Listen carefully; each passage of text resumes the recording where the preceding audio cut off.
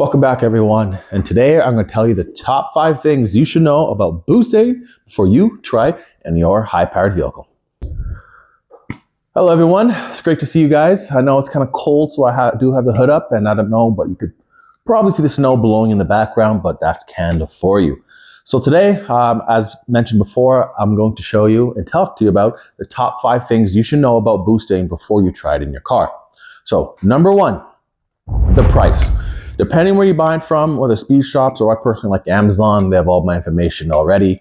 If you buy it in the singles, it's about 50 bucks a can. Sometimes you buy it in a 6-pack, in between $45 to $40 a can. However, you can buy it, I believe, in a 5-gallon pail. It's also on Amazon. You have to pay shipping. It's around 500 bucks. I'll drop some screenshots so you guys can see, but the unit price for that is a little bit better. Expensive as it is, so for my car, I run 104 octane, so that is a full 60-liter tank of 94, which is about 90 bucks, and then 2 cans of Boostane Professional. I should clarify that, which is potentially, like I said, 50 times 2, 100 bucks, $190 a tank. However, talked to some other speed shops, they told me VP MS109 is about $10 a liter, so that's a $600 tank compared to a $200 tank for approximately the same amount of octane. I believe MS109 is about that 103, and like I said, I'm at 104, just because I have 94 octane. If you have 93, it'll of course be 103.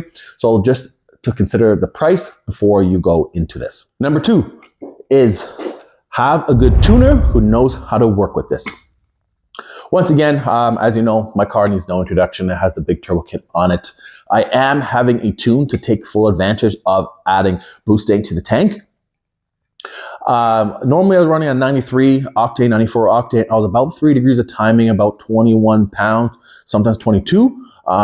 Now with my tune, I'm still turning it up, and I believe we're at 12 degrees of timing, and we're up a peak 26, 27 pounds of boost. So yes, this stuff really does work. It even amazed my tuner. He was quite shocked about it. However, it does work. And if you don't have access or easy access to ethanol, this stuff is a lifesaver to really extract every bit more power out of your setup. This stuff will turn everything you have orange. And however, I know I say that, it looks like it's a little bit of fear-mongering, but it really isn't a bad thing. It's a byproduct of burning MMT, which is basically like a metallic additive for the actual octane.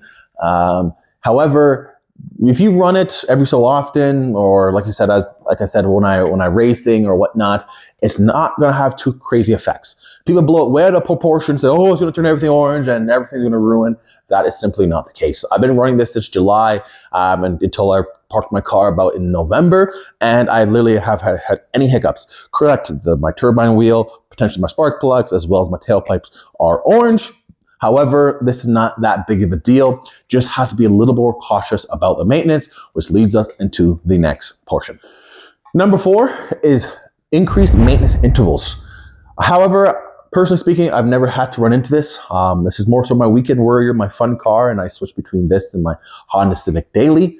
But I did go to SEMA 2024 back last year, and they did tell me that as you start to put more and more in this tank, you will have to run into some problems, like now you're treating like a race car almost, because like I said, this turns it into a race gas. So your spark plugs might have to go more frequently. I personally didn't have any issues with that. If you had a cat, it might clog it, but if you're on race gas, I think you're probably way beyond that. So that is some things to consider, potentially increase maintenance intervals. One tip they did say is don't mix more than 3% per volume of Boostane to your regular base gasoline. And at my setup, I'm really at that tipping point, which is about 2.8%. Even though on the can, it does say you could go up to 116. I personally don't recommend that unless you're doing literally just a couple hits of the drag strip and going home. And number 5, this is definitely more of a tip and personal preference, is make sure you pre-mix it. Correct, this can be dumped directly in the gas tank, which I've done that personally as well, but please be aware that as soon as you put this in the gas tank, there's no agitator in your gas tank. It's not going to just suddenly mix and everything up the fuel rail, and the injectors are going to be filled with race gas. So it's important to note that if you put this directly in the gas tank, drive around for at least 10 to 15 minutes, 20 minutes if you want to be safe. So, however, what I've done as well is if I'm at the gas station, I'm empty, I put about 20 liters, dump a can, put another 20 liters of gasoline, dump the next can, and then top it up with the remaining gasoline. And that way I know with that incoming gasoline acts almost like agitation to that tank so it can mix. Personally, my favorite way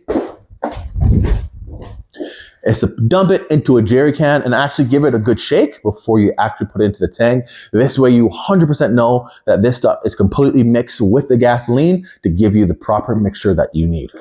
And that's all the 5 tips I have for today regarding Boostane. This is not very well, I guess, researched topic, especially not in the BMW world. I've seen Boostane themselves have some quick videos about the Boostane shot and the marine stuff and the premium stuff, especially around the Ford game. I believe they did have a video, I think a Focus or Fiesta ST, and it did make some power gains. But regarding BMW, not a lot of people openly talk about it or display it. I want to be the one to kind of break that ice and show that this is not a bad product. This works really well, especially, like I said, if you can't get ethanol to put on a port injection, this stuff does really well. I do not know the stoichiometric point, so however, I do believe the energy density and the stoichiometric point is quite similar to gasoline because my tuner has not changed it and my lambda values are such. So if you have any questions, reach out to me, N55 Morris. Don't forget to like, comment, and subscribe, and be ready for me on the next one.